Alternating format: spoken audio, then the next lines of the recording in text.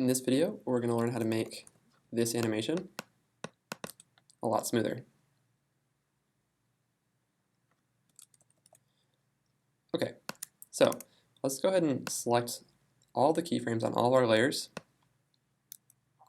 Now I'm going to right click. I'm actually on a Mac, so I'll hold my Control key and click on those keyframes. I'm going to use the keyframe assistant and easy ease. So again, right click on those keyframes, keyframe assistant, easy ease. So what does this do? So it's pretty much exactly what it sounds like. Ease is just the momentum on your movement. Before, we had absolutely no momentum. It just abruptly started, abruptly stopped. But with ease, it starts a little bit slower, speeds up in the middle, and then slows down at the end. So easy ease is a quick way to just apply some default easing to all of your keyframes, but it doesn't really look that good. So we actually want to crank it up quite a bit, and right now it's pretty subtle. So we're going to go ahead and use the keyframe velocity option to customize this a little bit. Okay, so this menu can be a little bit confusing, and honestly is still pretty confusing to me. So I'm just going to go ahead and crank up the values that we have in here. We see that it's incoming velocity and outgoing velocity. And like I mentioned, that's how the layer speeds up and then slows down over time. So by cranking that up, it'll start a lot slower and slow down at the end more dramatically. So I'll hit OK. Okay, now you can see that's a lot more dramatic. Now, another way that we can visualize this in a rather confusing way, at least to me, is by clicking this graph editor, and I can zoom in. That'll give you an idea of, let's see here, how things are speeding up dramatically here at the peak and slowing down. But this graph editor lets you, control the dramaticness of these keyframes. But honestly, if you're just starting and you don't want to have a deep knowledge of After Effects, I wouldn't bother starting with the graph editor. If you want to get more into it, go ahead and Google tutorials on the graph editor. We're going to continue using our keyframe velocity and keyframe assistance to help us out. Okay, so let's go ahead and experiment with the speed option as well. Let's crank this up to 65 on both sides. Oops, I actually didn't select both of our layers, or all of our keyframes rather. Let's try that again. 65, 65, and let's see what we get. Okay. So I actually like the original one better, but that's kind of how a lot of this goes for me, is sort of tweaking as I go and seeing how it looks. Now, easing is actually kind of a pain in the neck, and for those of us who use After Effects frequently, there are tools out there. One of the tools that I use is one that I made. It's called KeyFast, and KeyFast has a lot of useful features, but in this situation, a very simple one is this easing button. And if I click on that, it'll apply a default easing value to all my keyframes on all the layers I selected. Okay, but we won't use that in this tutorial. Just show you guys to know that if you're wanting to use After Effects on a regular basis, you should look up a script to help you ease, because you'll be doing it all the time. Alright, the next thing that we're going to want to do to add some polish to this is stagger these layers. So right now, everything comes in at the same time. It's pretty simple, but I don't really like that. So I'm going to have this E come on last. I can just click and drag this layer, and you can see now it comes on later. So again, if you're zoomed really far out, this is going to be hard to control. So I recommend zooming in a bit.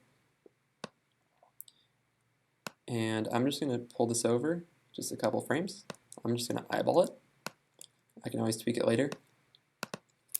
After I've pulled the first layer over a few frames, I'll hold Shift, click the next one, and do the same thing. Shift, click the next one, same thing, and continue doing that all the way down. Okay, now let's see. All right, here we go. We got something. And this actually looks surprisingly decent. I thought it was going to look a lot worse. You can keep critiquing this if you want. For me, I might change the rotation. There's a lot of keyboard shortcuts in After Effects, but you can target specific transform. So this is the transform menu. You can target specific ones like position, scale, rotation by typing the first letter of those words. So if I hit P, it'll highlight all my position. If I hit R, it'll target rotation. S for scale, and this is what scale means, size. And opacity is the only one that's a little bit weird. Instead of hitting O to target the opacity, you actually hit T. And this is what opacity does. It fades in or out. So to remember that in my brain, I just think T for transparency. But that'll help you quickly access these values. So if I hit U, it uncovers all my keyframes. I actually don't want to see them all. I only want to see the rotation. So I'll hit R, and in this case, it hid them since they were already revealed. So I hit R again, and there they are. Honestly, just keep hitting R until you see what you want to see, or just keep hitting U until you uncover the keyframes that you want to see. Okay, so I'm going to go ahead and select these rotation keyframes and drag them in just a little bit. So now if I hit U, we'll see the position starts, then the rotation goes a little bit later. And let's, maybe I overdid that a little bit. Okay. Yeah, I don't know, I think that's pretty good. You can also speed it up if you wanted to. Let's hit R, R again. Select these first keyframes, drag them in. That'll make the rotation a lot faster.